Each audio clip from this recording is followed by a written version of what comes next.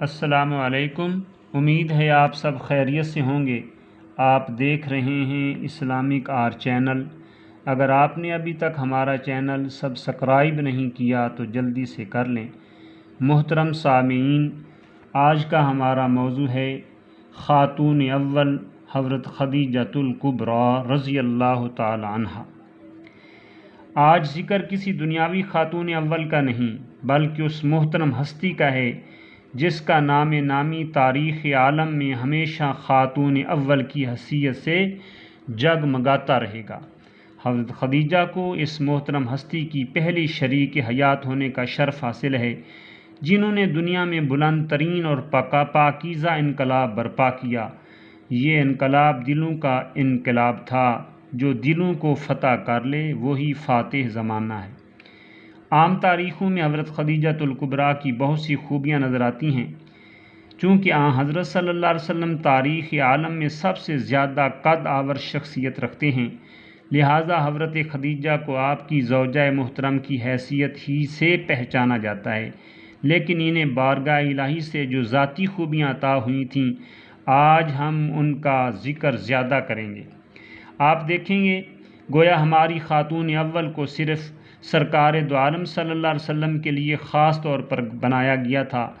اندازہ کیجئے، آج سے 1450 سال پہلے کی دنیا کو جو جاہلیت کے اندھیروں میں ڈوبی ہوئی تھی، عرب میں صرف تلوار کا قانون چلتا تھا، انسانی حقوق نام کی کوئی شے نہ تھی، خواتین کی پوزیشن ذاتی جائیداد سے بڑھ کر نہ تھی، انہیں صرف مردوں کا دل بہلانے اور بچے پیدا کرنے کا ذریعہ سمجھا جاتا تھا۔ اس دور کے مکہ میں بلکہ جزیرہ نما عرب میں ایک خاتون ایسی تھیں جن کا نام آتے ہی بڑے بڑے سرداروں کے سر جھک جاتے تھے۔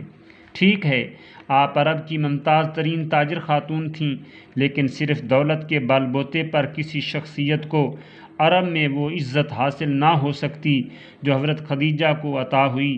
حضرت صلی اللہ علیہ وسلم سے شادی سے بہت پہلے آپ لڑتے ہوئے قبیلوں کے درمیان خون ریز جنگ رکوا سکتی تھیں۔ آپ کے کردار کی بلندی کا ہی ثمر تھا کہ خواتین ان کی ایک عادت اپنا لینے کو باعث فخر سمجھتیں، اور بہنوں اور بیٹیوں کے لیے سب سے مقبول دعا یہ ہوتی تھی، جا اللہ تجھے خدیجہ جیسا بنائے۔ حضرت خدیجہ عام روایات کے مطابق 555 عیسوی میں پیدا ہوئیں، لیکن کتاب دلائل نبوت سیدنا محمد جو دوسری صدی کے شروع میں لکھی گئی، حضرت خدیجہ کا سال ولادت 570 عیسوی درج کرتی ہے۔ اس اعتبار سے آپ صلی اللہ علیہ وسلم حضرت صلی اللہ علیہ وسلم کی ہم عمر تھیں۔ عالم شباب میں ہی انہیں اپنے بے داغ کردار کے سبب طاہرہ کہا جاتا تھا، اور خدا داد ذہانت کی وجہ سے لوگ انہیں زکیہ کہہ کر پکارتے تھے۔ ان کی شرافت، امانت داری اور پاکیزہ کردار کی بنا پر اپنے بزنس کے لیے بھی ایسے خواتین و حضرات میسر آئے جو اپنے فرائض میں ذرا کوتاہی نہ کرتے تھے۔ قریش کے انتہائی معتبر گھرانے کے جناب خویلد حضرت خدیجہ کے والد تھے، لیکن والدین نے اپنی نیک اور دانش مند دختر کو بزنس کی تمام ذمہ داریاں سونپ دی تھیں۔ اس کتاب کے مصنف عبد الجبار نے لکھا ہے کہ خدیجہ محض 25 سال کی تھیں جب ان کے پاس اپنے 700 اونٹوں کے لیے اپنی چراگاہ موجود تھی، اور 350 گھوڑوں کے لیے ایک شاندار استبل موجود تھا۔ آپ کا کاروبار زیادہ تر شہر مکہ سے شمال میں شام و فلسطین کے علاقوں میں ہوتا تھا، اور کچھ جنوب میں نجران اور یمن تک پھیلا ہوا تھا۔ اتنے بڑے بزنس کے لیے آپ کے پاس جان نچھاور کرنے والے 150 ملازمین اور 50 خادمائیں موجود تھیں جنہیں ماہانہ تنخواہ ملا کرتی۔ اس کے علاوہ ہر کامیاب تجارتی سفر پر انہیں آج کے الفاظ میں بونس بھی دیا جاتا۔ یہ دیکھ کر حیرت ہوتی ہے کہ قرآن کریم تو کافی عرصے بعد میں نازل ہوا۔ سورہ انعام آیت نمبر 141 میں ارشاد ہوا، جس دن تم فصل کاٹو تو اے خدا کے بندو مجھے میرا حق دے دو۔ سبحان اللہ۔ مسلمانوں پر فرض ہو گیا کہ جب بھی اسے آمدنی میسر آئے تو اللہ کا حق اسے دے دے، یعنی اس کے ضرورت مند بندوں کو ضرور کچھ عطیہ دے۔ لیکن حضرت خدیجہ طاہرہ اور زکیہ تھیں، وہ اس حکم پر پہلے ہی عمل پیرا تھیں۔ عرب کی محترم ترین خاتون جتنی دولت مند تھیں، اس سے زیادہ دولت مند دل اپنے پہلو میں رکھتی تھیں۔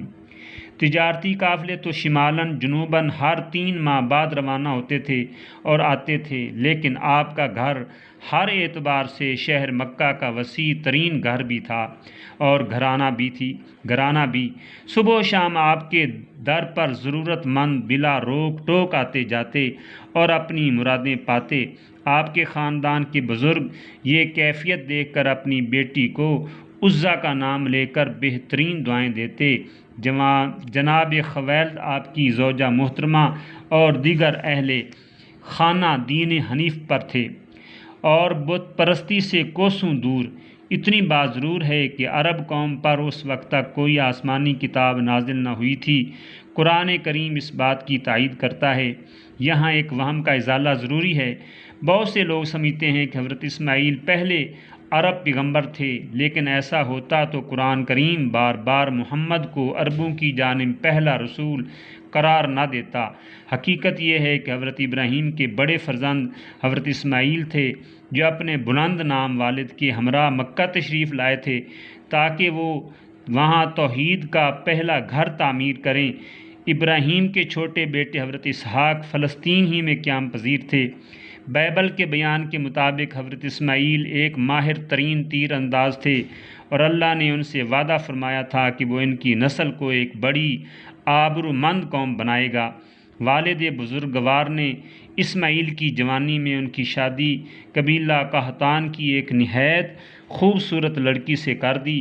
اس بابرکت جوڑے کے ہاں 12 بیٹے پیدا ہوئے۔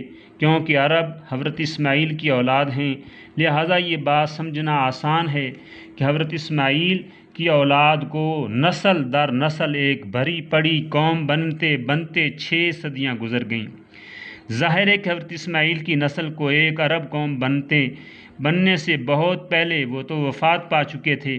حضرت خدیجہ کی جانب تاریخ کا رخ موڑتے ہوئے یہ یاد دلانا ضروری ہے کہ حضرت ابراہیم کے دین حنیف سے تعلق رکھنے کی وجہ سے آپ نے زندگی بھر شرک نہیں کیا اور بت پرستی سے بیزار رہیں۔ اس زمانہ میں عام عرب بھی ایک خدا کا تصور رکھتے تھے، لیکن اس کے ساتھ ساتھ بتوں کو خدا کی بیٹیاں اور سفارشی تصور کرتے تھے۔ حضرت خدیجہ کے وسیع و عریض گھر میں مورتیوں کے لیے کوئی گنجائش نہ تھی اور ان کے گھر میں خدائے واحد کی پرستش ہوتی تھی۔ وہ ہر جمعہ کو خانہ کعبہ جاتی تھیں اور بتوں سے دور مقام ابراہیم پر کئی گھنٹے بیٹھ کر اللہ کی قدرت اور اس کی تخلیق پر اور کائنات پر غور کرتی تھیں۔ قرآن کریم کے نزول سے بہت پہلے، حضور اکرم صلی اللہ علیہ وسلم کے ساتھ نکاح سے بھی بہت پہلے، آپ بار بار اپنے گھرانے، ملازمین، پڑوسیوں اور تاجروں کو یاد دلاتی رہتی تھیں کہ خدا کی عبادت کا بہترین طریقہ یہ ہے کہ اس کے بندوں کی دیکھ بھال کی جائے۔ آپ کا یہ قول دوسری صدی کی کئی کتابوں میں دہرایا گیا۔ ان میں حر بن عبد الرحمن کی ڈائری، عبد الجبار کی دلائل اور امام زہری کی ام المومنین شامل ہیں۔ حضرت خدیجہ کے بزنس کا طور طریقہ یہ تھا کہ وہ اپنے نصف ملازموں کو تجارتی قافلوں کے ساتھ متحرک رکھتیں اور دیگر نصف ملازمین آپ کی چراگاہ، پانی کے کنویں، گھوڑوں کے استبل اور اونٹوں کی نگرانی کرتے، اور اس کے علاوہ روزانہ شہر مکہ کے غریبوں، یتیموں، بیواؤں، مسکینوں، ضعیفوں اور ہر طرح کے ضرورت مندوں کے گھروں میں جاتے۔ اہل عالم کی خاتون اول اکثر بنفس نفیس اس کار خیر میں شریک ہوتیں اور ان کی ضروریات پوری کرتیں۔ حر بن عبد الرحمن لکھتے ہیں، خود اپنی شادی سے پہلے حضرت خدیجہ 250 سے زیادہ لڑکیوں کا نکاح اپنی کوششوں اور وسائل سے کر چکی تھیں۔ ان کا ایک نادر خیال بعد میں ملت اسلامیہ کے لیے روشن مثال بن کر بہت مفید ثابت ہوا۔ آپ نے مکہ میں 6 بڑے گودام تعمیر کروا رکھے تھے جو ہمیشہ اناج، کھجوروں اور خشک گوشت وغیرہ سے بھرے رہتے تھے۔ اگر کسی سال مکہ میں خشک سالی کی وجہ سے قحط کے آثار نمودار ہوتے تو سب کی نگاہیں حضرت خدیجہ بنت خویلد پر ہی پڑتیں۔ آپ جانتے ہیں کہ اس دور کے عرب میں مرکزی یا مقامی حکومت نام کی کوئی شے نہ تھی۔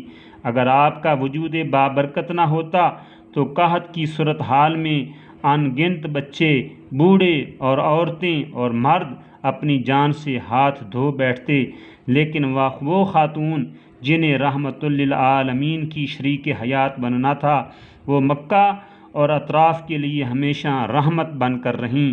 پھر وہ دور بھی آیا کہ خدیجہ نے اپنے بزنس کا سب نظام محمد صلی اللہ علیہ وآلہ وسلم کے سپرد کر دیا۔ جناب امین و صادق کی دانش و حکمت اور محنت نے کاروبار کو اور زیادہ چمکا دیا۔ حضرت خدیجہ جتنی عظیم خاتون تھیں، ان سے یہی توقع ہو سکتی تھی کہ وہ اپنے لیے ایسے شریک حیات کا انتخاب کریں جو بے مثال کردار رکھتا ہو۔ ان کی نگاہ دوربین نے صرف 3 ماہ میں بھانپ لیا تھا کہ محمد صلی اللہ علیہ وآلہ وسلم سے بہتر شخص صفحہ ہستی پر موجود نہیں۔ 595 عیسوی میں یہ نکاح مبارک انجام پایا۔ وما علینا الا البلاغ المبین۔